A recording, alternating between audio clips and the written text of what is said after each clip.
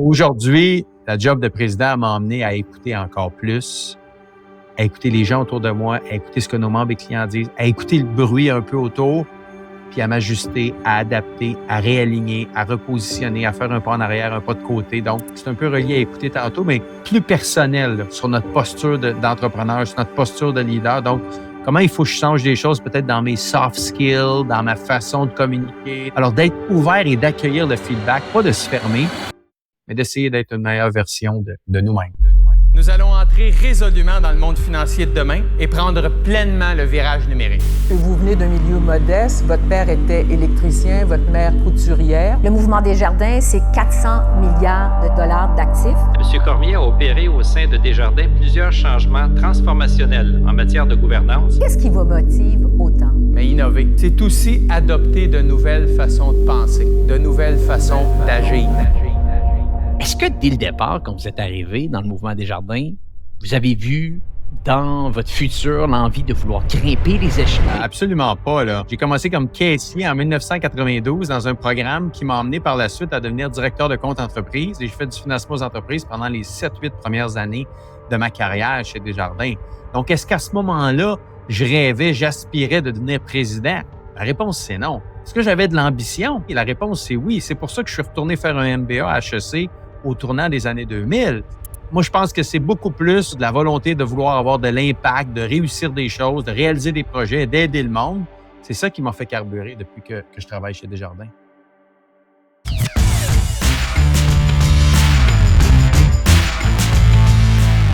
Donc, bienvenue à tous au nouvel épisode du podcast Hypercroissance. Mon nom est Antoine Gagné. Je suis très heureux aujourd'hui de vous présenter mon entretien avec nul autre que Guy Cormier, président du mouvement Desjardins. L'entretien d'aujourd'hui, ça fait longtemps qu'on le travaille, longtemps qu'on veut avoir M. Cormier sur le podcast et finalement, on a été capable d'avoir des discussions avec ses équipes récemment. Ils ont accepté de venir discuter de la belle histoire de Desjardins, mais surtout de la belle histoire d'ascension de M. Cormier à l'intérieur du mouvement à travers les années. Parce que vous allez le voir dans la discussion, M. Cormier, son succès, il ne l'a pas volé. Il est entré dans l'organisation en 1992 comme caissier et tranquillement, il a gravi les échelons pour avoir plusieurs postes de directeur et ultimement devenir président du mouvement en 2016. L'actif de la caisse est passé de 250 à 400 milliards de dollars sous sa gouverne, c'est pour dire. Également, il y a eu une transformation numérique réussie, beaucoup de changements qui a été mis en place à l'intérieur du mouvement Desjardins depuis 2016. On en parle à l'intérieur de l'entretien, mais surtout, on parle de la dynamique économique. Il y a plein de gens qui nous posent des questions sur le podcast. Comment ça se déroule dans vos entreprises? Est-ce que les choses vont bien en ce moment? Est-ce que les choses vont moins bien? Est-ce que je devrais m'inquiéter du taux de chômage? Est-ce que je devrais m'inquiéter de l'inflation? Est-ce que l'inflation va retourner à la baisse? Qui de mieux que Guy Cormier pour nous donner des réponses? Et ça, je ne vous dirai pas les réponses qu'il nous a dit parce que je vais vous inviter à écouter le podcast. Également, je vais vous parler de notre événement en présentiel du 24 mai prochain, panel d'hypercroissance, qui, oui, maintenant, il est sold out, cet événement-là. On ne peut plus acheter de billets, mais je veux le rappeler pour les gens qui nous écoutent et qui ont déjà acheté des billets. On veut vous voir parmi nous. Les panels vont être extraordinaires. Le premier panel de l'événement, c'est un panel qui va parler de croissance par acquisition. Le deuxième panel de l'événement va parler de l'évolution des modèles d'affaires, également de la dynamique économique. Et le troisième panel qu'on a annoncé la semaine dernière, c'est un panel sur l'intelligence artificielle, où est-ce que 3 experts dans le domaine vont nous parler comment qu'on peut intégrer l'intelligence artificielle dans nos entreprises. Et les panélistes, eh bien, pour le premier panel, Vincent Gotchal de Legian, Vincent Kelly de Sanivac et Simon Deben de Workly. Pour le deuxième panel, on a Héloïse Harvey de Epic Machinerie, Dominique Gagnon de Connect & Go et Simon Plante du groupe Plante. Et pour le troisième panel, on a Jonathan Léveillé de Open Mind Technologies, David Proulx de Bullseye AI et Olivier Blais de Move AI. Cet événement-là ne pourrait pas avoir lieu sans nos incroyables partenaires. Le premier d'entre eux, j'ai nommé Klaviyo. Klaviyo est une application emailing, un logiciel emailing utilisé par plus, 143 000 entreprises qui utilisent Klaviyo dans le monde. C'est pour dire 143 000. Quand j'ai vu ce chiffre-là, je me suis dit, wow! Je pensais que simplement peut-être il y avait des milliers de clients qui utilisaient l'application et surtout les clients du groupe G7 parce que c'est la seule application mailing qu'on propose à nos différents clients, mais non, il y a plus de 143 000 entreprises dans le monde qui utilisent cet incroyable logiciel. Et ce qui est exceptionnel avec Klaviyo, c'est ses différentes intégrations. Plus de 350 intégrations qui sont intégrées pour travailler avec des logiciels différents qui nous permet au final d'envoyer le bon message à notre client cible. Si vous êtes une boutique en ligne ou n'importe quel type d'entreprise, Klaviyo, c'est un indispensable. Chez G7, on a plus d'une trentaine de comptes, je pense, au moment où on se parle, à utiliser Klaviyo. Et c'est la seule plateforme qu'on utilise et qu'on recommande. Donc, si vous êtes intéressé à en savoir plus, allez voir le lien dans les notes de l'épisode pour mieux connaître Klaviyo. Le deuxième partenaire de l'événement, ThirdBridge, qui est une entreprise spécialisée dans la création d'applications mobiles et dans la création de logiciels. ThirdBridge qui est installé à Montréal et qui sont venus récemment sur le podcast. Une très belle organisation de près d'une 60aine de personnes. Donc, si vous cherchez une organisation qui pourrait bâtir une application mobile pour votre organisation ou bâtir un logiciel pour votre organisation, allez voir l'équipe de ThirdBridge. Ils ont travaillé avec les plus grands fleurons québécois, comme les Duproprio de ce monde, les Desjardins de ce monde. Et si ces entreprises leur font confiance, je suis convaincu que vous pouvez leur faire confiance également. Notre partenaire pour cet événement-là, eh bien, c'est le Groupe Plante. Le Groupe Plante, c'est l'entreprise qui est dirigée par Simon Plante. Simon Plante, j'adore parler de lui sur le podcast parce que c'est simple pour moi. C'est lui qui gère mon argent depuis très longtemps. C'est un conseiller en placement. Il sait ce qu'il fait. Depuis que je travaille avec lui, les rendements que j'ai à la bourse sont assez impressionnants. Je suis excessivement satisfait des résultats que j'ai avec le Groupe Plante depuis que je travaille avec eux depuis à peu près 2 ans maintenant. Donc, si vous cherchez un deuxième regard sur vos finances, si vous êtes tanné de ne pas avoir des meilleurs résultats que ça avec vos investissements à la bourse, pourquoi vous ne demanderiez pas un deuxième regard par l'équipe de Simon? Le deuxième regard est 100% gratuit. Simon va pouvoir vous donner une bonne vision de ce qui va bien, ce qui va moins bien avec votre portefeuille et par la suite, vous pourrez prendre une décision. Donc, si vous voulez en savoir plus sur les services que Simon Plante et le Groupe Plante offrent, encore une fois, il y a un lien dans les notes de l'épisode. Dernière chose avant de lancer le podcast avec M. Cormier aujourd'hui, on vous invite à vous abonner si vous écoutez le podcast sur YouTube ou encore sur Spotify ou Apple Podcasts. C'est la seule chose que vous pouvez vraiment faire pour nous aider ou encore peut-être même nous donner un review en ligne. Ça va nous faire énormément plaisir. Sur ce, je vous souhaite un excellent épisode. Guy Cormier, vous êtes le président et chef de la direction du Mouvement Desjardins, le premier groupe financier coopératif en Amérique du Nord. Pour donner un petit peu de contexte aux gens qui nous écoutent, le Mouvement Desjardins, en chiffres, c'est 7,7 millions de membres et clients, plus de 54 000 employés et 661 points de service au Québec et en Ontario. Vous êtes d'ailleurs personnellement, M. Cormier, reconnu comme un acteur important du paysage québécois en ayant été nommé récemment dans le top 20 des personnes les plus influentes au Québec, suivant un sondage Léger Marketing.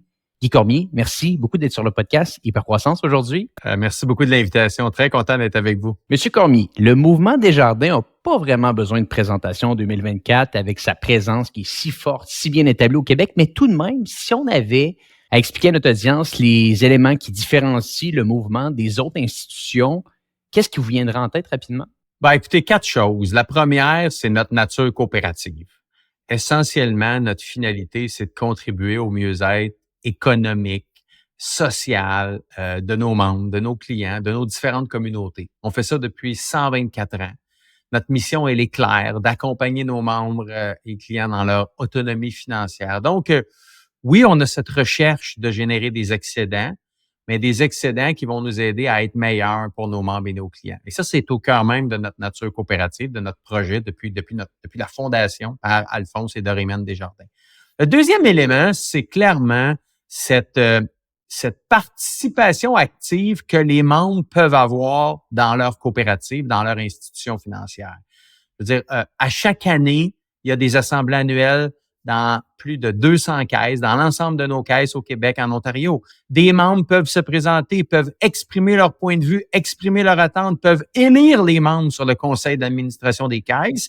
Et ces membres-là de caisses peuvent par la suite être élus au conseil d'administration du mouvement, participent à des congrès, participent à des assemblées annuelles du Mouvement Desjardins. Donc, cette vie démocratique-là, elle est présente et la voix des membres, elle peut s'exprimer. Donc, pour moi, ça, c'est une deuxième très grande différence. La troisième, c'est notre proximité. Je veux dire, notre proximité dans les milieux, notre présence incomparable, non seulement en termes de nombre de points de service, de guichets, mais plus de 500 millions par année qu'on verse dans les différents projets. Moi, j'aime souvent dire, faites le tour des arénas, des écoles, des clubs sportifs, de la danse, de l'art. Il y a du Desjardins partout au Québec. Pas d'autres entreprises qui est présentes comme ça. Puis finalement, et ça, parfois, les gens l'oublient, ils voient souvent Desjardins à travers la lunette des caisses Desjardins, donc le volet plus bancaire de nos activités. mais il y a plus de 50 des activités de Desjardins. Et ça nous différencie de plusieurs qui sont aussi nos activités d'assurance. Donc, on est autant un assureur de dommages, auto, habitation, assurance vie, assurance collective, qu'une institution financière qui fait des prêts aux particuliers, aux entreprises. Et ça, c'est quand même un peu unique à Desjardins. Monsieur Cormier, j'aimerais peut-être, avant qu'on parle de Desjardins, parler un petit peu de votre parcours personnel, parce qu'il n'y a pas beaucoup de gens qui le savent, mais vous êtes dans le regroupement Desjardins depuis un bon bout de temps déjà. Donc, vous avez étudié à HEC Montréal, vous avez obtenu un baccalauréat en administration des affaires, une maîtrise également dans le même domaine. Et là, par la suite, c'est en 1992 que vous intégrez le mouvement. Vous commencez dans une caisse, par la suite directeur général des différentes caisses de 2002 à 2009. En 2009, vous avez intégré la fédération à titre de vice-président finance pour le réseau des caisses, pour par la suite devenir le premier vice-président réseau des caisses et services aux particuliers. Et depuis votre élection à la présidence en 2016, c'est là par la suite que vous avez pris, bien entendu, la direction du groupe, mais l'actif est passé de 250 milliards de dollars en 2016 à plus de 400 milliards de dollars aujourd'hui, une croissance assez phénoménale de 60 en 6 ans seulement. Moi, je serais curieux juste de revenir un petit peu en arrière parce que là, on a expliqué un petit peu le portrait global. Est-ce que dès le départ, quand vous êtes arrivé dans le mouvement Desjardins, vous avez vu dans votre futur l'envie de vouloir grimper les échelons et par la suite, peut-être, on pourra parler de ces différents rôles? Ah, écoutez, absolument pas, là. J'ai commencé chez Desjardins comme caissier, là. J'ai commencé comme caissier en 1992 dans un programme qui m'a emmené par la suite à devenir directeur de compte entreprise et j'ai fait du financement aux entreprises pendant les 7-8 premières années de ma carrière chez Desjardins. Donc, est-ce qu'à ce moment-là, je rêvais, j'aspirais de devenir président? La réponse, c'est non. Est-ce que j'avais de l'ambition? Est-ce que j'avais le goût de progresser? La réponse, c'est oui. C'est pour ça que je suis retourné faire un MBA à HEC au tournant des années 2000. Donc, j'avais le goût de progresser. Je souhaitais devenir directeur général de caisse parce que pour moi, c'était une façon d'exprimer de l'intrapreneurship, de pouvoir gérer une caisse à l'intérieur d'un grand mouvement, mais d'être près des entrepreneurs, être près des communautés, aider du vrai monde à réaliser leurs projets. C'est ça que j'aimais faire, gérer des ressources. Alors, c'était ça que je souhaitais. J'ai adoré ce job-là d'être directeur général de caisse. Et c'est vraiment au tournant des années 2009-2010 qu'on m'a offert la possibilité de venir à la fédération. Et après ça s'est bousculé dans l'équipe de direction. Mais alors, moi, je pense que c'est beaucoup plus de l'ambition, de la volonté de vouloir avoir de l'impact, de réussir des choses, de réaliser des projets, d'aider le monde. C'est ça qui m'a fait carburer depuis que je travaille chez Desjardins. Exceptionnel. Et bon, peut-être j'aimerais revenir. L'actif passe de 250 à 400 milliards de dollars. Est-ce que c'était un petit peu le mandat que vous aviez donné aux administrateurs, que vous aviez dit un petit peu aux gens quand vous aviez été élu, de se dire, nous, on voit un potentiel de croissance dans l'actif. Voici le plan, voici la stratégie qu'on met en place pour le grossir de X, Y, Z % dans les 5-6 prochaines années? Non, c'était pas vraiment ça. On savait que ça pourrait être une conséquence. Mais ma vraie ambition, quand je suis arrivé à la présidence du mouvement Desjardins en 2016, c'était vraiment d'aligner Desjardins sur sa raison d'être, ses membres, ses clients. Au sortir de la crise financière de 2008-2009, on a eu des exigences importantes de capitalisation, de productivité, de liquidité. Les régulateurs, les gouvernements, c'est tout à fait normal, ont mis, dans le fond, des encadrements importants envers les groupes financiers comme Desjardins. Et moi, j'étais membre de cette équipe de direction-là. Là. Alors, j'assume totalement cette période-là. Mais en cours de route, peut-être parfois, il nous est arrivé peut-être d'un peu lever la tête puis de dire, hey, les membres et les clients, il ne faut pas les oublier là-dedans. Et c'est ce que je souhaitais en 2016. Donc, d'aligner Desjardins sur sa raison d'être, ses membres, ses clients, bâtir une organisation qui est beaucoup plus simple, beaucoup plus humaine, beaucoup plus moderne, beaucoup plus performante. Et le pari que j'ai pris, c'est que si on fait bien ça, bien, il y a plus de membres et de clients qui vont vouloir faire affaire avec nous. Et il y a plus de croissance qui va venir. Mais ce sera la conséquence de bien servir nos membres et nos clients. Et ce qu'on constate effectivement depuis 2016, ben, c'est une vélocité beaucoup plus grande chez Desjardins par rapport à l'attraction de nouveaux membres et de nouvelles clientèles. On augmente beaucoup, beaucoup dans tous nos segments, dans toutes nos divisions, à travers le Québec, à travers le Canada. Et aussi une volonté d'innover. Je vous donne un exemple quand on a fait l'acquisition de Duproprio en 2019. C'était pour contribuer à bâtir un écosystème qui va venir accompagner des membres et des clients dans leurs projets habitation. Pas juste l'hypothèque, pas juste l'assurance habitation, mais les autres facettes d'acquérir ou de gérer une propriété. Est-ce qu'on peut les aider? Donc, quand on a fait l'acquisition tout récemment de compagnie d'assurance de l'île du Prince-Édouard, c'est pour regarder comment on pourrait pas être meilleur dans l'accompagnement de nos entrepreneurs dans l'assurance commerciale, l'assurance aux entreprises. Donc, le besoin initial est toujours comment on peut aider nos membres et nos clients. Et par la suite, ça peut générer de la croissance, ce qui a été le cas. Intéressant. Et bon, je continuerai peut-être un petit peu sur votre mandat et par la suite, on ira sur d'autres points. Vous êtes en charge depuis 2016 maintenant. Votre mandat, d'ailleurs, a été prolongé jusqu'en 2026 au minimum. Je serais curieux de vous entendre ici, si on avait à regarder tout ce qui s'est déroulé depuis 2016, tout ce que vous avez fait, avec un petit peu de recul, qu'est-ce qui vous rend le plus fier? Qu'est-ce que vous avez été le plus heureux de mettre en place avec le groupe? Le réalignement de Desjardins sur ses membres et ses clients. Ce que je viens de vous dire. Honnêtement, on regarde tous nos indicateurs. L'appréciation des membres et des clients est en forte hausse dans toutes nos activités. La croissance, vous venez d'en parler, du membership, des volumes d'affaires est à la hausse. Les parts de marché sont à la hausse. Donc, la coopérative financière qu'est le Mouvement Desjardins, là, performe, est solide. Et ça, pour moi, c'est extrêmement rassurant parce que quand vous devenez président du Mouvement Desjardins, ben, vous êtes là pour une courte période de temps. Là. Sur 124 ans d'histoire, là, moi, je vais être là 8 à 10 ans. Là. C'est pas ma compagnie à moi, Desjardins. Je l'ai pris dans un état, un très bon état, puis j'essaie de la laisser à une prochaine personne dans un bon état aussi, voire même meilleur. Alors, c'est vraiment ça. C'est une course à relais, le présider Desjardins. Puis là, j'ai eu le bâton pendant un petit bout de temps, puis j'essaie de faire de mon mieux pour l'emmener plus loin. Mais cette organisation est beaucoup plus grande que moi. Mais vraiment d'avoir recentré Desjardins sur ses membres et clients, incluant notre virage technologique, ça, pour moi, c'est une grande source de fierté. Et d'ailleurs, on va en parler un petit peu plus tard, mais j'aimerais revenir au point de la gouvernance parce qu'effectivement, on a beaucoup d'entrepreneurs qui viennent sur le podcast, d'entreprises de 30, 50, 100 employés. La gouvernance est simple, un président, un vice-président qui s'intègrent, mais quand ça devient une organisation aussi grande que Desjardins, ça va augmenter en termes de sophistication et de niveau de complexité. Je lisais d'ailleurs récemment, comme je l'ai mentionné, que votre poste est prolongé jusqu'en 2026 au minimum. Il y a également un changement qui s'installe. Le président du conseil d'administration risque d'être, ou plutôt devra être différent du président du mouvement. Je serais peut-être curieux si on pouvait situer un petit peu nos auditeurs à quoi ressemble un processus de gouvernance pour élire un nouveau président du chef du mouvement Desjardins et par la suite un président du conseil d'administration. Comment ça se met en place, tout ça? Ben, écoutez, depuis à peu près plus de 30 ans, élire le président du Mouvement Desjardins, comme ça a été le cas pour moi, c'était fait par les caisses Desjardins dans un processus électoral où pendant quelques semaines, les différentes personnes qui souhaitaient accéder à la présidence présentaient leur candidature dans un groupe de caisses, on peut imaginer, selon différentes tribunes là, dans différentes régions. Et à un moment donné, les caisses, un représentant par caisse, là, je fais ça un peu simplet, là, mais un représentant par caisse, votait et était élu le président du Mouvement Desjardins ou la présidente, dans le cas de M. Damour, dans le cas de Mme Leroux, dans mon cas. Ça, on a pris la décision de faire évoluer ça.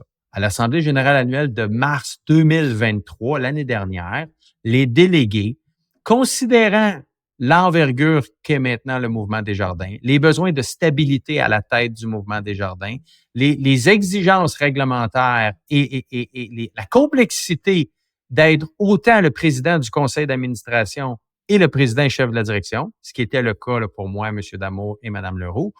Les délégués ont dit qu'il serait peut-être temps maintenant de séparer ces deux fonctions-là. Donc, à partir de mars cette année, j'ai terminé mes 2 mandats de 4 ans et je suis devenu président et chef de la direction pour au maximum, pas au minimum, au maximum jusqu'en mars 2026. Et ce qui va se passer, c'est que le conseil d'administration du Mouvement Desjardins va, en mai 2024, sélectionner, nommer, trouver son président de conseil d'administration. À l'heure où les gens vont nous écouter, là, le nouveau président du conseil d'administration de Desjardins va probablement avoir déjà été choisi. Et c'est cette personne-là qui va dorénavant gérer le conseil d'administration de Desjardins. Moi, je vais m'occuper d'agir comme président et chef de la direction du Mouvement Desjardins pour au maximum une période de 2 ans. Donc, je vais prolonger ça 8 ans plus 2 ans. Et le prochain processus de sélection, pour répondre à votre question, va être fait par le conseil d'administration. Donc, le conseil d'administration va établir des grands paramètres d'une prochaine présidence, va définir un peu le portrait type de cette personne-là qui pourrait présider le mouvement Desjardins, va se constituer un comité de sélection, va y avoir un processus d'entrevue qui, on peut s'imaginer, là, est costaud quand même, là, et il y a une prochaine personne qui va être sélectionnée pour me remplacer au plus tard, d'ici mars 2026, dans le rôle de président et chef de la direction. Très clair. Et bon, peut-être, juste pour terminer un petit peu sur ce mandat-là, parce que par la suite, on analysera certaines dynamiques économiques actuelles qui, à mon avis, notre audience veut savoir, surtout avec tout ce que vous êtes capable de voir au quotidien. Mais c'est quoi les objectifs que vous aimeriez atteindre d'ici 2026? Est-ce qu'il y a des choses qui restent à atteindre, des objectifs très clairs? Ben, écoutez, je dirais 3 choses. La première, c'est de bien accompagner le conseil d'administration du mouvement Desjardins. J'ai eu le privilège de présider le conseil pendant 8 ans. Donc, de bien accompagner cette nouvelle personne-là qui va présider le conseil, de s'assurer d'une bonne stabilité, du maintien de nos alignements stratégiques, d'une bonne gouvernance du mouvement, des meilleures pratiques. Donc, dans mon rôle de transition, d'être capable d'accompagner le conseil d'administration dans cette façon de faire-là.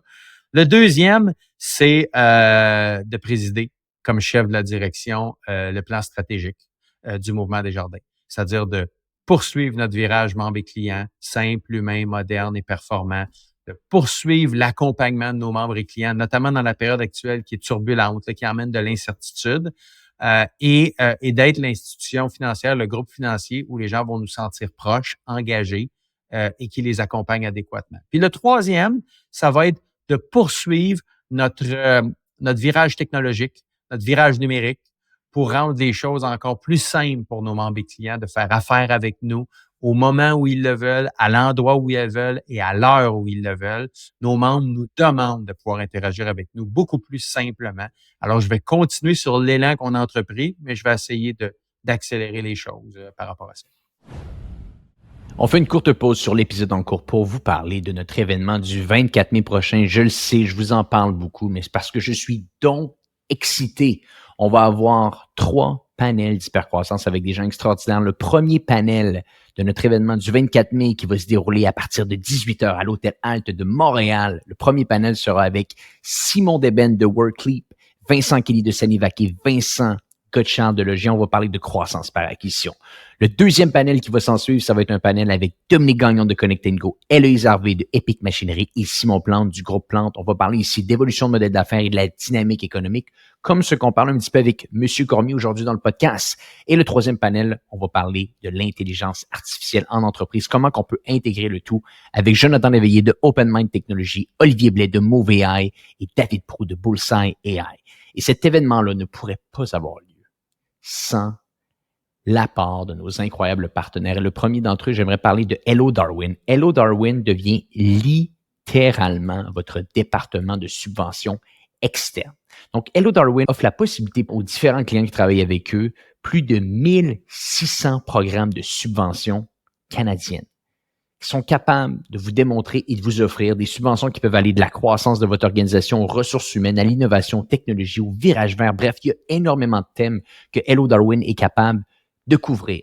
Également, ce qui est totalement exceptionnel avec Hello Darwin, c'est qu'ils sont prêts à garantir leurs frais. Donc, si vous travaillez avec eux, si vous remplissez un formulaire sur leur site Internet pour avoir accès à des subventions, et d'ailleurs, je tiens à vous le dire, habituellement, un client qui va travailler avec Hello Darwin va recevoir jusqu'à 250 000 $ en subvention. Eh bien, si vous travaillez avec eux et que automatiquement, vous n'êtes pas capable d'avoir au minimum 2 fois les honoraires d'Hello Darwin en montant de subvention au final, en travaillant avec eux, ils vont vous rembourser. C'est pour vous montrer à quel point ils sont confiants de leur approche, confiants de leur service. Et d'ailleurs, si vous êtes un auditeur du podcast Hypercroissance, que j'espère aujourd'hui, vous allez obtenir en plus de ça un 10% additionnel sur leurs différents forfaits de subvention si vous allez au go.hellodarwin.com/hypercroissance. Donc, je le répète, go.hellodarwin, HELLODARWIN.com/hypercroissance, HYPERCROISSANCE. Allez jeter un petit coup d'œil à ce que Hello Darwin est capable de faire pour vous. Allez voir les subventions qu'ils peuvent vous offrir et je suis convaincu que vous allez être très heureux. Et le dernier partenaire de l'événement, c'est Acombago. Et Acombago, c'est extraordinaire parce que c'est une plateforme qui aide à votre comptabilité. C'est une plateforme qui est utilisée par plus de 40 000 PME au Québec. Et l'autre fois, ils viennent me voir et disent « Antoine, on va faire les choses encore plus grandes cette fois-ci. On va offrir 3 mois gratuits de nos services aux auditeurs du podcast via un concours. Via un concours, donc, vous courez la chance, littéralement, de gagner 3 mois gratuits au service de Acombago si vous rendez au site Internet suivant, acomba.com/hypercroissance. Donc, je le répète, acomba.com/hypercroissance. Allez remplir les informations sur le concours. Je suis convaincu que si vous participez et que vous gagnez, vous allez être excessivement heureux d'utiliser leur logiciel. 40 000 PME. 40 000 PME au Québec qui utilisent le logiciel d'Acombago pour gérer leur comptabilité, gérer tout ce qui se déroule au niveau des finances dans leur entreprise. Allez jeter un petit coup d'œil, participez au concours. Peut-être vous allez être un des heureux gagnants et vous allez avoir un nouveau logiciel de comptabilité plus moderne, plus intéressant parce que le gros avantage d'Acombago, c'est qu'ils ont un service de gestion des clients, un service de support 100% français. Donc, c'est fait pour la clientèle québécoise, c'est fait pour vous. De retour à l'épisode en cours. J'aimerais parler avec vous, M. Cormier, un petit peu de la dynamique économique actuelle. On reçoit beaucoup de questions sur le podcast, des gens qui nous disent « Qu'est-ce que vous pensez de la dynamique au niveau des taux d'intérêt, les taux de chômage? Qu'est-ce que ça veut dire tout ça? » Je pense qu'il n'y a rien de mieux que vous poser cette question-là, M. Cormier. Bon, Desjardins, au moment où on se parle, accompagne plus de 415 000 entreprises. Vous avez donc une très belle vue sur la situation entrepreneuriale du Québec. On a vécu un moment, on pourrait dire, post-COVID assez tumultueux, une inflation à la hausse qui, par la suite, a chamboulé un petit peu la dynamique économique. Le taux de chômage, d'ailleurs, est passé à 6,1 % au pays, comparativement au mois dernier. Beaucoup de chiffres sont amenés à notre attention, beaucoup de spéculation. Au final, vos membres, comment ils vivent la situation? C'est quoi la dynamique en ce moment au niveau des entreprises au Québec que vous sentez? Ouais, je vous dirais que 5 éléments, essentiellement, que j'ai le goût de porter à votre attention. Le premier, c'est que c'est difficile actuellement. C'est difficile pour beaucoup d'entreprises. Vous avez raison. Sortir de la pandémie. Après ça, hausse de l'inflation, hausse des taux d'intérêt. Certaines entreprises, remboursement des prêts d'urgence du gouvernement fédéral, provincial. Puis là, je rajoute la pénurie de main-d'œuvre. Donc, vraiment, là, on constate qu'il y a beaucoup d'entreprises qui sont encore fortement sous pression. Ça, c'est clair. Et là, je ne mets même pas les enjeux parfois de motivation, santé mentale de nos entrepreneurs qui sont vraiment, depuis 3-4 ans, fortement sous pression. Ça, c'est ce que je constate dans toutes les entreprises, presque tout secteur d'activité confondu. Le deuxième élément, c'est l'incertitude. Il y a encore beaucoup d'incertitudes. Puis quand on est en affaires, on essaie de mitiguer l'incertitude le plus possible pour prendre les meilleures décisions, diminuer nos risques. Là, il y a de l'incertitude. De l'incertitude géopolitique, de l'incertitude macroéconomique, de l'incertitude sociale, de l'incertitude environnementale, de l'incertitude réglementaire. Donc, on vit dans un environnement où les entrepreneurs, il y a plus d'instabilité et d'incertitude. Donc, ça vient aussi augmenter le niveau de pression ou le besoin des entrepreneurs d'être encore mieux accompagnés qu'avant parce qu'il y a beaucoup de sources d'incertitude. Le troisième élément, c'est de se rappeler que c'est variable d'une industrie à l'autre. Ce que je viens de vous dire, là, c'est d'aller niveau variable. Si je parle à des entreprises qui sont dans le domaine des changements climatiques, dans le solaire, dans l'éolien, eux, honnêtement, là, ils regardent le futur puis c'est assez positif. Quand je regarde d'autres secteurs d'activité, exemple dans le manufacturier, ils sont un peu plus sous pression. Donc, il ne faut pas penser que tous les secteurs sont au même niveau de pression. Il y a une trame de fond, mais il y a des secteurs qui sont vraiment, qui regardent le futur, puis, exemple, qui exportent aux États-Unis. Aux États-Unis, l'économie n'a pas tant ralenti, donc leur carnet de commandes est bon. Donc, il y a quand même des industries qui tirent bien leur épingle du jeu. Puis moi, je termine en vous disant à quel point actuellement, j'ai encore plus d'estime et de respect pour nos entrepreneurs parce qu'ils vivent une période hyper difficile. Ils font tout pour garder leur entreprise à flot. Puis nous, notre mot d'ordre à l'interne, c'est flexibilité. C'est comment on peut bien les accompagner, comment on peut bien les soutenir, comment on peut faire preuve de créativité, puis de pas mettre de la pression additionnelle. Parfois, c'est pas facile, là, mais essayer de les aider. Mais vraiment, moi, le mot-clé, c'est un niveau d'incertitude que j'ai rarement vu depuis au moins les 15 dernières années. Donc, il ne faut pas se voiler la face. C'est plus difficile en ce moment. C'est plus difficile. C'est multifacette, plus difficile. Ouais. Puis moi, le message que je passe à beaucoup d'entrepreneurs, c'est que plus que jamais, parlez à votre institution financière. Puis parlez pas seulement des choses qui vont bien. Puis des fois, on veut pas parler de ce qui va mal parce qu'on se dit, là, ils vont fermer ma marge de crédit ou ils vont me mettre... Non, mais si les gens, ils nous partagent pas les défis qu'ils ont ou qu'elles ont, ben c'est plus difficile pour nous d'arriver après à la fin, là, puis d'être pris à la dernière minute. Alors que si on voit venir les défis, parfois c'est de la main-d'œuvre, parfois c'est la chaîne d'approvisionnement, parfois c'est la croissance, on est capable de travailler en partenariat avec l'entreprise. On en aide 415 000 au Québec, là. Donc, oui, c'est plus difficile, mais plus que jamais, les entrepreneurs doivent aller chercher le soutien et le support parce que oui, on peut être un généraliste, un grand chef d'orchestre, mais on a besoin de spécialistes pour nous aider dans cette période-ci parce que ça va un petit peu plus vite sur la route, là. Bien sûr. Et si on rebondit là-dessus et qu'on parle peut-être un petit peu des taux d'intérêt, le 10 avril dernier, la Banque du Canada a annoncé maintenir son taux directeur à 5 %. La Banque centrale argumente que les indicateurs portent à croire que les choses se stabilisent au niveau de l'inflation, mais on reste prudent. Comme je l'ai dit un petit peu plus tôt, on s'est fait poser beaucoup de questions sur le podcast de ce qu'on pensait. Vous, de votre côté, vous dites quoi à vos membres par rapport à cette dynamique de taux d'intérêt qui reste quand même assez élevé au moment où on se parle, comparativement à ce qu'on a pu voir dans les années COVID de 2021, où est-ce que les taux étaient littéralement 0 %? Ouais, ben ce qu'on dit là, clairement et sincèrement, c'est qu'il faut oublier les taux d'intérêt qu'on avait de 2010 à 2020. Il Ça faut reviendra oublier pas, les taux ça, hein? d'intérêt d'avant la pandémie. C'est peut-être cette période-là qui était exceptionnelle. C'est pas celle actuellement. C'est peut-être cette période-là qui était exceptionnelle. Puis quand vous remontez à 1940-1950 et vous regardez les 75-80 dernières années, on constate que de 2000 à 2020, ça aura été 20 années où les taux d'intérêt étaient exceptionnellement bas, alors qu'auparavant, ben, les taux étaient plus dans des eaux entre certainement au-dessus de 5 %. Alors actuellement, la Banque du Canada, elle est déterminée à contrer l'inflation. Et ce qu'on peut constater, c'est que ben le remède fonctionne. Il y a des dommages collatéraux, mais l'inflation est passée de 8-9 % à entre 2 et 3 %. Et là, je sens, moi, dans le discours de la Banque du Canada, puis nos économistes chez Desjardins le voient aussi, on anticipe une baisse de taux d'intérêt. On anticipe une baisse de taux d'intérêt. Là, est-ce que ce sera en juin 2024, en septembre 2024, en octobre? Là, je vais laisser tous les spécialistes qui ont le goût de débattre de ça le débattre, là. Mais moi, ce que je dis à nos membres, c'est on pense que dans le deuxième semestre, on devrait voir une baisse de taux d'intérêt. Et là, par contre, est-ce que ça va revenir à des taux comme avant la pandémie, puis en dedans de la baisse de taux d'intérêt va être beaucoup plus progressive Bien sûr. que la hausse rapide qu'on a eue post-pandémie. Pourquoi? Ben parce qu'on va vouloir bien monitorer l'impact sur l'économie, l'impact sur l'inflation, l'impact sur la création d'emplois.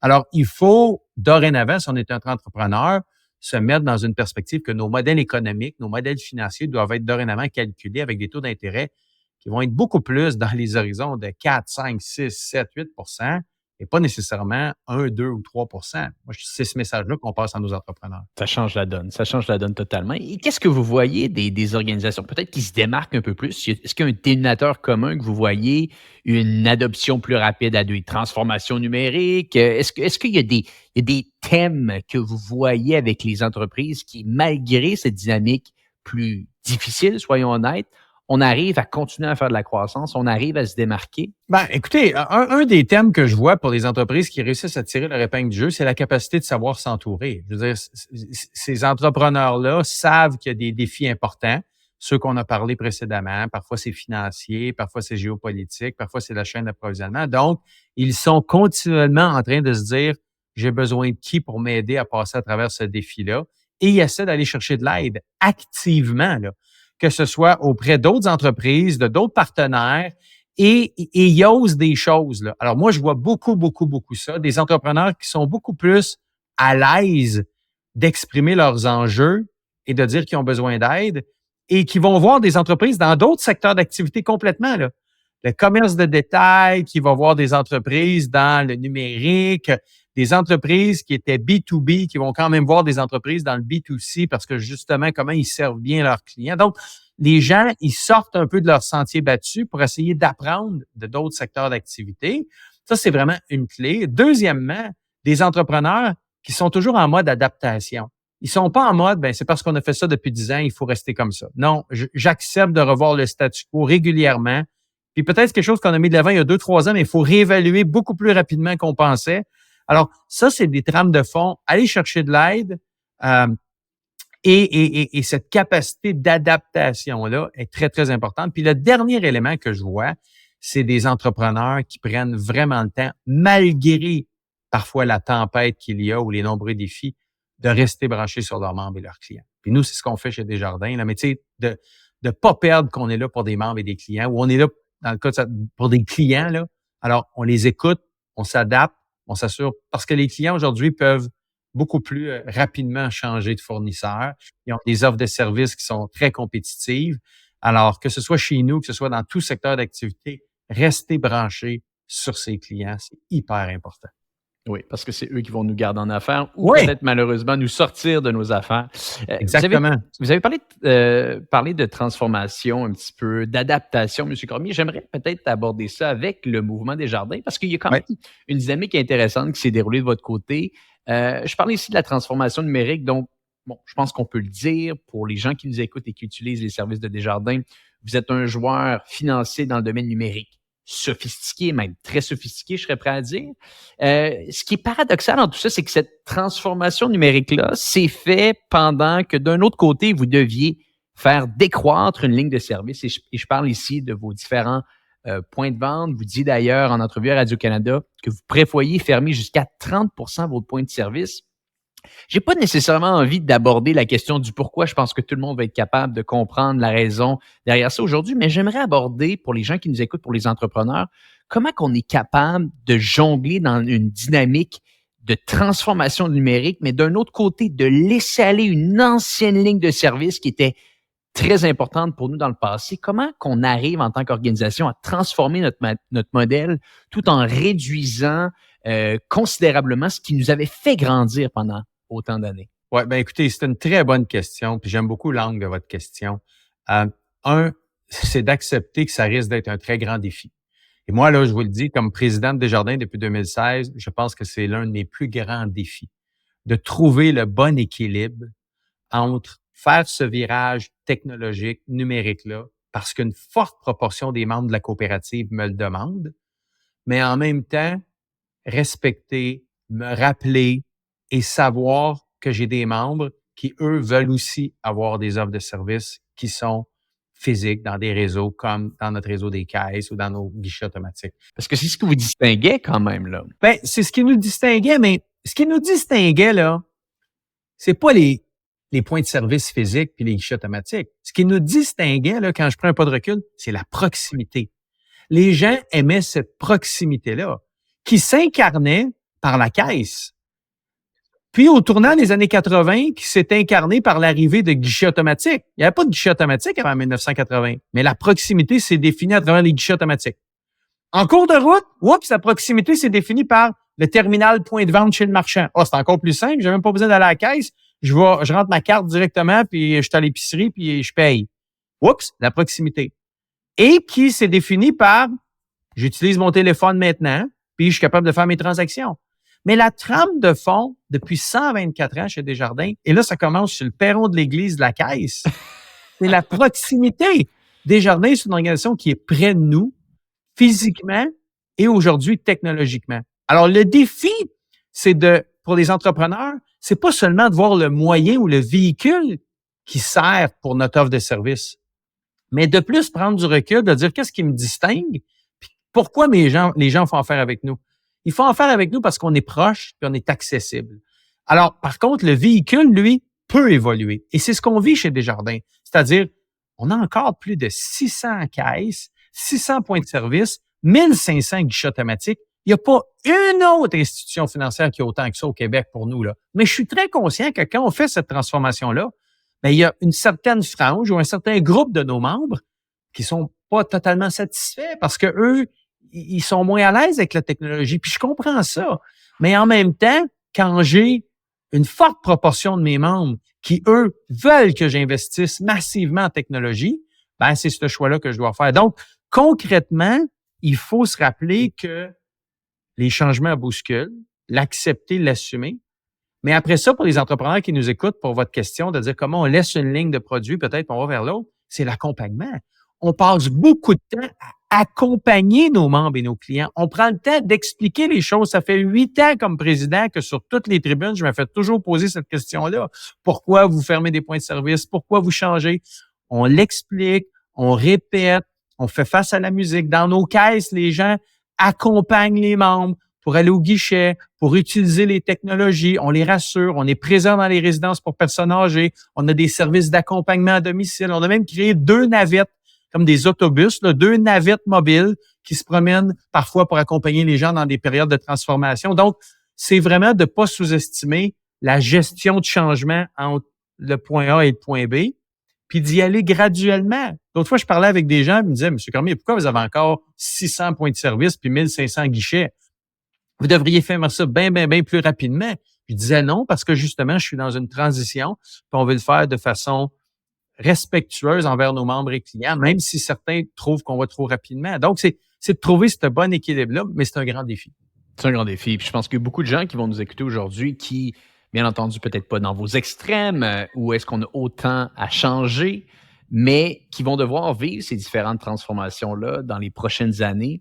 Et peut-être les leçons qu'on en tire, les apprentissages pour quelqu'un qui nous écoute aujourd'hui, qui a à faire ce changement-là, si on avait à résumer ça en quelques mots, quelques phrases, qu'est-ce qui vous viendra en tête? Écouter les membres et clients et adapter son plan de match.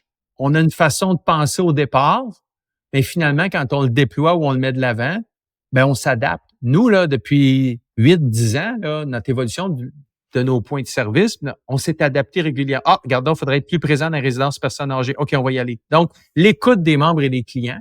Deuxièmement, expliquer 100 fois sur le métier, répéter pourquoi on fait ce changement-là, c'est quoi le sens, c'est où notre destination.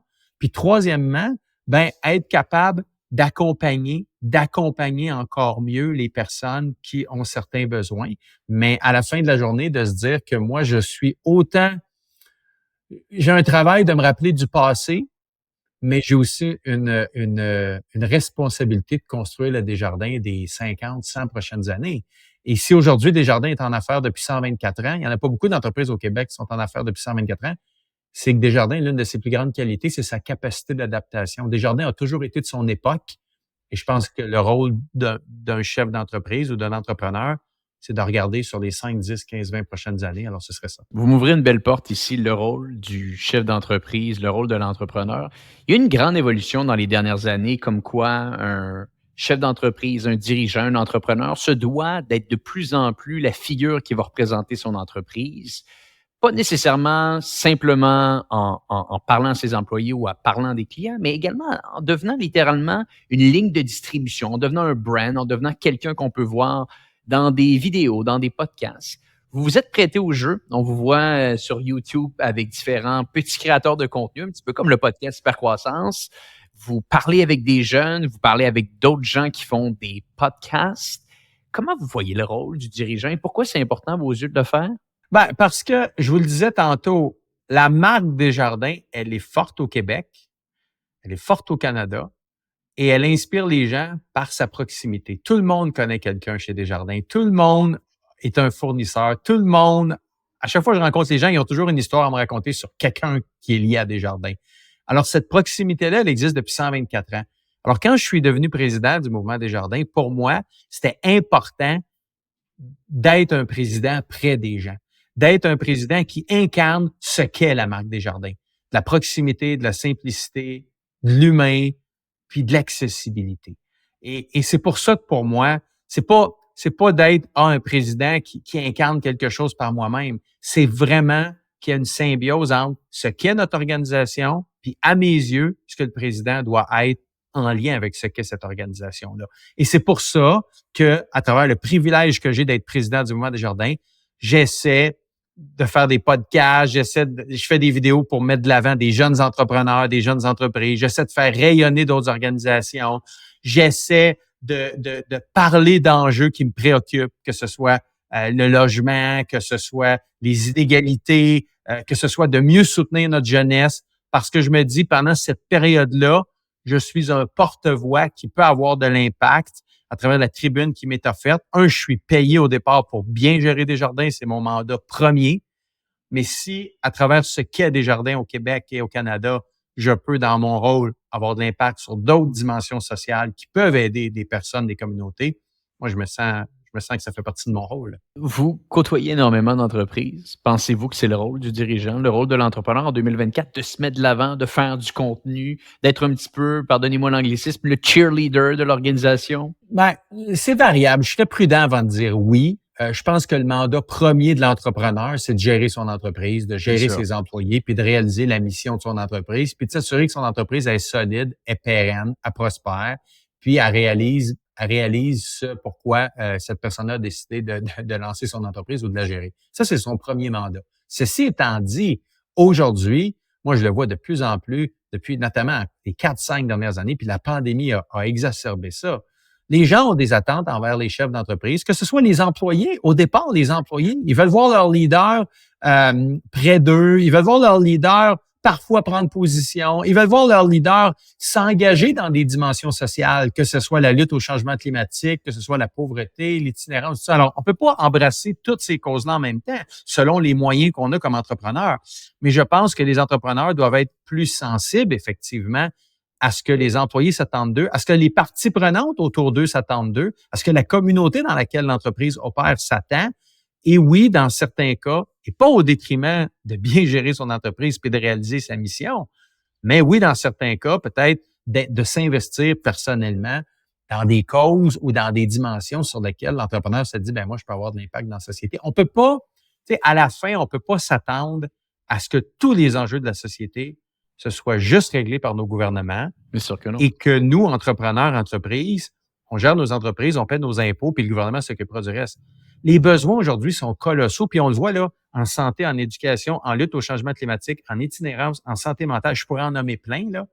Les gouvernements ne pourront pas tout régler. Alors, je pense que les entreprises doivent aussi se sentir à la hauteur de leurs moyens, un peu et même très engagées dans contribuer. Puis c'est ce qu'on fait chez Desjardins. Là. C'est ce que j'essaie de faire là, humblement, personnellement. Monsieur Cormier, avant de terminer sur des questions plus personnelles, j'aimerais vous poser une question. Puis je pense que c'est vraiment important de le mettre de l'avant pour les gens qui nous écoutent. Vous avez commencé caissier. Vous êtes aujourd'hui dirigeant de la plus grande entreprise au Québec, ou quasiment la plus grande entreprise au Québec. C'est totalement exceptionnel. Donc, de un, je tiens à vous dire félicitations. Je vous lève mon chapeau. Merci, c'est gentil. Qu'est-ce que vous auriez à dire aux gens qui nous écoutent aujourd'hui, qui sont peut-être davantage de la trame d'un intrapreneur dans une organisation, dans une grande organisation, et qui aimerait gravir les échelons? Les conseils que vous donneriez à cette personne-là? Écoutez, il n'y a pas de formule magique. Puis il y a autant de chemins, puis il y a autant d'histoires qu'il y a de personnes. Mais moi, ce que je retiens de mon parcours à moi, c'est de bien faire le travail pour lequel tu es payé. Si tu es un entrepreneur, de bien faire ton travail d'entrepreneur pour lequel tu as décidé de te lancer en affaires ou que c'est ta mission comme telle. Commence par bien faire ça. Pourquoi tu te lèves le matin? Puis essaie pas de penser à « faut que je fasse ci ». Essaie pas d'être où tu vas être dans 10, 15, 20 ans. Là. Oui, donne-toi une vision, mais commence par bien faire ce pourquoi tu as décidé de lancer ton entreprise. 1, c'est pour ça que les gens vont acheter tes produits. 2, écoutez. Écoutez. Écoutez, moi, c'est quelque chose que j'ai développé beaucoup. Je disais ou je pensais que j'écoutais dans ma vingtaine. Je pense pas que j'écoutais tant que ça. Je pensais que j'avais raison des fois. Je suis convaincu. Aujourd'hui, la job de président m'a emmené à écouter encore plus, à écouter les gens autour de moi, à écouter ce que nos membres et clients disent, à écouter le bruit un peu autour, puis à m'ajuster, à adapter, à réaligner, à repositionner, à faire un pas en arrière, un pas de côté. Donc, écouter beaucoup, beaucoup, beaucoup. Je dirais aussi peut-être de lever la main, de saisir les opportunités, d'oser sortir de sa zone de confort, même si c'est insécurisant. Moi, vous avez devant vous quelqu'un qui a pas mal tout le temps dit oui à toutes les opportunités qui étaient mises sur son chemin, même les fois où il était pas trop sûr qu'il avait toutes les habiletés ou toutes les compétences ou toutes les connaissances ou qu'il avait tous les outils dans son coffre à outils. On y va quand même, on l'essaye, puis on va s'entourer.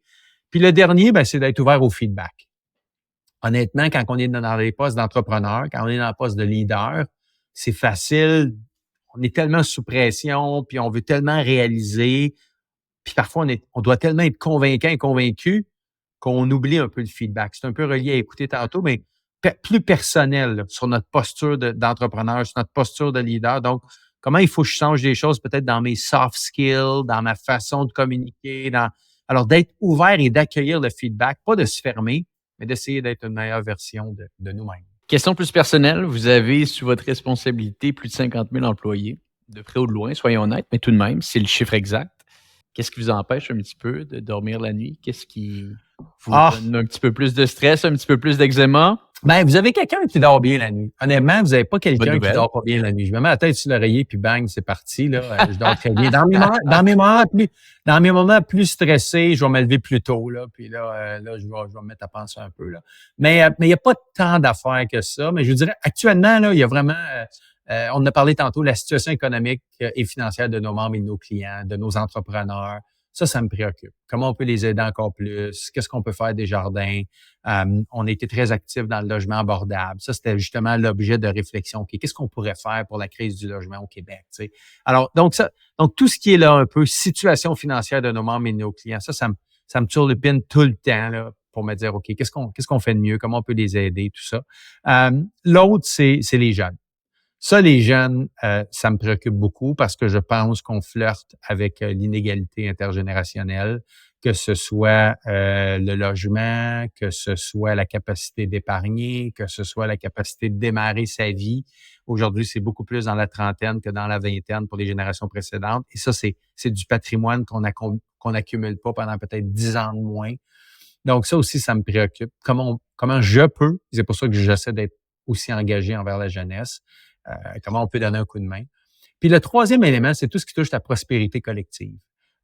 On a au Québec un endroit où, depuis des décennies, on a réussi à trouver un bon équilibre entre générer de la richesse et se la partager pour se donner des services, pour se donner des filets sociaux qui nous aident.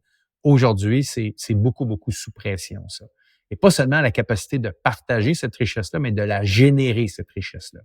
Alors, comment Desjardins, comment je peux être un acteur à travers qui nous sommes pour contribuer à générer de la prospérité, mais collective, qui par la suite, après, dans nos milieux, dans nos communautés, l'exemple de l'engagement de Desjardins à plus de 500 millions par année qui redonne en ristourne au bénéfice de la collectivité, c'est ça aussi. On génère de la prospérité comme coopérative financière, on en retourne une bonne partie à nos membres et à nos clients. Donc, comment on fait ça maintenant d'un point de vue de société? Ça me préoccupe beaucoup. Intéressant. Et comment vous faites peut-être un petit peu pour recharger vos batteries? Est-ce que vous avez des routines personnelles à l'extérieur du bureau qui vous aident à vous détendre, à penser à autre chose? Écoutez, deux choses. Le sport, j'essaie, j'étais un fan de hockey, je joue au hockey encore à chaque semaine, tous les vendredis soirs.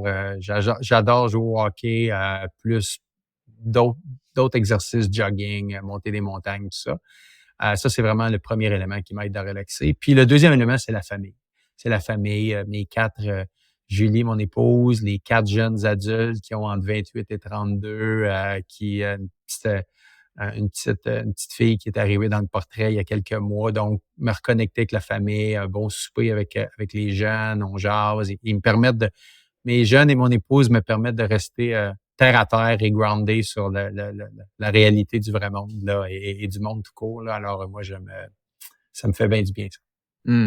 Guy Cormier, merci beaucoup d'avoir pris du temps aujourd'hui avec les auditeurs du podcast Hypercroissance. C'est assez intéressant. Je suis même honoré de vous avoir sur le podcast. Je vous remercie énormément d'avoir partagé cette évolution-là qui, je pense, était peut-être méconnue pour beaucoup d'entre nous, de savoir que vous avez commencé comme caissier, que vous avez monté les échelons un après l'autre. Je le répète, je vous félicite pour tout ça. Si on veut en apprendre plus, j'imagine votre site web, c'est le meilleur endroit pour rejoindre Desjardins. Absolument. Puis merci Antoine pour toi de m'avoir donné ce privilège-là de pouvoir échanger avec toi puis avec tous vos auditeurs. Bravo pour ce que tu fais parce que ça démystifie le monde de l'entrepreneuriat puis j'espère humblement avoir pu aider aujourd'hui tout simplement. Merci beaucoup, beaucoup. J'en suis certain. Guy Cormier, merci beaucoup d'avoir été avec nous aujourd'hui. Pour les gens qui nous écoutent, on se dit à bientôt pour un prochain épisode du podcast Hypercroissance.